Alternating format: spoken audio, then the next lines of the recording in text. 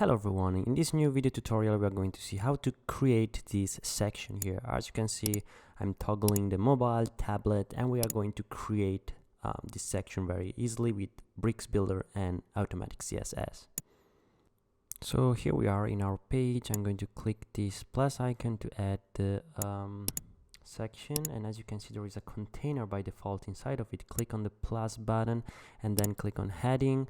And then let's add a rich text too, and of course make sure then that the section is selected and get to the plus button and then search for a container, click on it. Here we are with our container. Then select the container and on the left side click on display grid, and here right click with Automatic CSS, and I use a grid of 3. So again, make sure the container is selected, click on plus button, block, and now if you click here you will find a block inside of the container. Click on the plus button again, search for icon. You can remove the search, and then we can click on heading and then search for list. Click on it, and in this way we added our elements. So here we are. Then go on the block, select the block and click on BEM, and now we are going to name this something else, just to make sure the classes are named correctly. Of course, I'm using Automatic CSS. This allows us to really speed up our workflow and the process. I will put the link in the description so you can find a video on how to install it with Bricks Builder. Anyway, here we are with our card featureized icon, apply classes. And now let's check the design once, and okay, click on this first icon, then click here to get the icon that you prefer. You can search it from the big database that Bricks allow you to use. You can change the color. Right click if you use Automatic CSS, you can take it from the color palette, and then on size you can actually use whatever you want. So just put 2EM for example, and this is the sizing. Get on style. Before that we need to actually click here, otherwise it won't apply all the styling to that class. So I'm going to redo the few settings I did by having the class selected in yellow on the top. Now get on style, layout, and right click, and I'm use this variation and click this little icon here to apply on all the sides. Then go on the background. I use right click, and go on colors, command on this color, and you will be having all those transparent versions. So I'm going to use the 10% transparency color, and then get to border, click here, and then here select XS like in my case, and then click this little icon to apply to all the sides as the demo here, as the example shows. Great, so I'm going to copy very quickly the text so that it looks a little bit more similar. First, make sure you select that class to apply everything. Okay, looks the sizing is a little bit smaller, and I'm going to style, in this case typography, and then right click and use one of these options. We could use L, and yeah, looks pretty similar as you can see. And then I'm going to style the list item. So click on the class here, and then again layout, content, and then get to check the settings. So let's see. Okay, so we should change the content of this last item, but in this case I'm going to style it only. So let me see, where is the options? So on the title or the icon, here is it, the icon, we can change it to something more similar. So just search for check, for example, and we are using this one. And then we can also change the color. Right click and then use the color palette. And that's all. I guess that we can change the title. Let's add some padding on the left. I'm going to use XS in this case.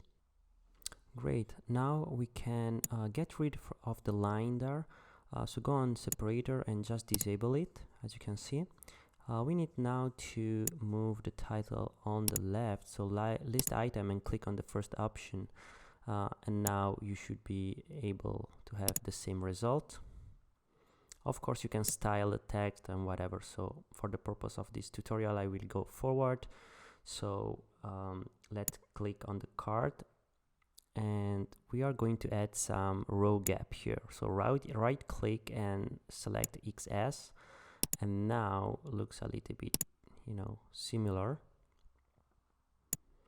There is more spacing on the list. So I'm going to click on list item, style, layout. I'm going to add some padding here on the top, and yeah, that looks better. Now on content, oh wait, again, we need to remove the padding. I need to select the class and then add this, otherwise it's not applying to the class. So go on content now, and then let's add some more items by clicking here on the plus button.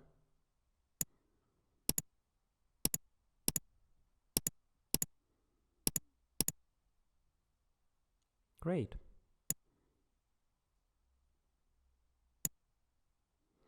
Now we can add also some padding here. I use XS. Maybe it's too much, so you can also change it to something else. You can use a calculation if you want. So calc, you open parentheses, you go at the end, and then divide divide 2 and just close the parentheses. I'm just trying some other values. Yeah, I guess that dividing it for 2, it's better. Here you can test. Okay, I will divide it for 2, and that's all. Of course, take time and set it up as you wish. This is what I used. Okay, so now we need to select the whole card again. And I want to show you how to add some padding. If you want to add some padding inside of the card, you need to go on style and then layout and padding. Here you can add a padding, to make more spacing, but I show you a better method if you're using grid. So first of all, let's duplicate this 3 times in this case. Great. Now go on the container, and with the container selected, get on the side panel and get on gap XS, and here you can add some gap without using the padding, so that every element you add here will have its own padding. Great.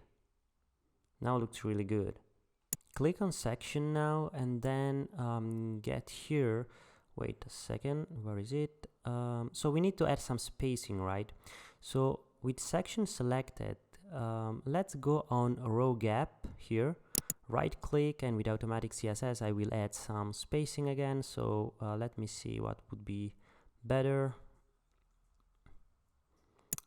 Yeah, so in this way, as you can see, there is more spacing and looks more like the design.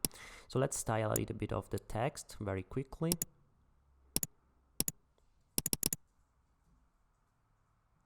Get a description here. Let's paste it. Let's check. Yeah, so looks good. Now we need to change the styling, because as you can see, it's not taking the full width. So with the text selected, go on layout, width, and choose the best width for you. In this case I use the L. Yeah, so looks very similar to this. So let's click the title again, and then I'm going to change the styling of the title. So go on typography this time, right click, and then get to we can use the, let's see, XXL will be great. Container selected. Again, go on content and then row gap, right click and use S, or use whatever you want. In this case I use the XS. Okay, let me check on responsive.